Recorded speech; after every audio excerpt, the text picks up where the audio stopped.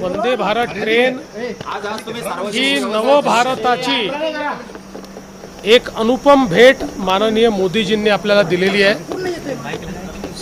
जगातल्या विकसित राष्ट्रांमध्ये जशा ट्रेन आहेत तशा प्रकारची ही वंदे भारत ट्रेन आहे आणि आज मी याच ट्रेननी मुंबईवरनं साईनगर शिर्डीला आलो।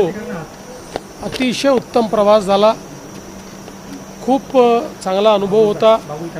अनेक लोकांची भेटी झाल्या, रस्त्यामध्ये फाईलचं काम देखील करता आलं, त्यामुळे मला आजचा प्रवास अत्यंत लाभदायी वाटला।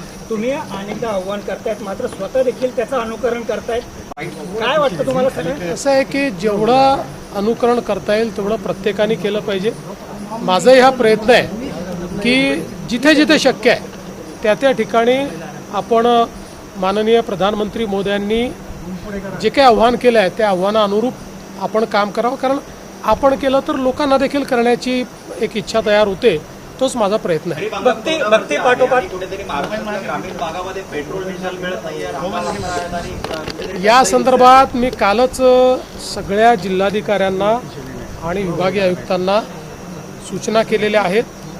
त्या त्या ठिकाणी शेतकऱ्यांना जो काही डिझेल लागेल ते उपलब्ध करून द्या, पण शेतकऱ्यांच्या नावाखाली जर कोणी साठेबाजी करत असेल तर त्याच्यावरही लक्ष ठेवा, कारण काही भागांमध्ये अचानक 20 ते 30% डिझेलचं मागणी, पेट्रोलची मागणी वाढल्याचं दिसतं आहे। त्यामुळे दरवर्षी आपल्याला किती लागतं याची आपल्याला माहिती आहे, त्यात अचानकपणे जर 20-30% वाढत असेल तर त्यात काहीतरी गडबड देखील असण्याची शक्यता आहे। म्हणून शेतकऱ्यांना त्रास होऊ नये अशा दृष्टीनं त्या ठिकाणी काही ना काही उपाययोजना करण्यास सांगितलेल्या आहेत। काही ठिकाणी जिल्हाधिकाऱ्यांनी RC बुक बघून त्यांना डिझेल देणं सुरू केलेलं आहे।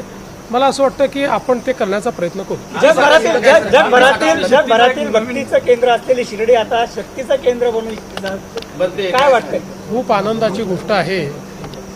बघा, भक्ती आणि शक्ती आपल्या भारतीय अध्यात्मामध्ये एकत्रितच आहे आणि आपण सगळे भक्ती आणि शक्तीचे उपासक आहोत। त्यामुळे शांतता तेच प्रस्थापित करू शकतात जे शक्तिमान असतात।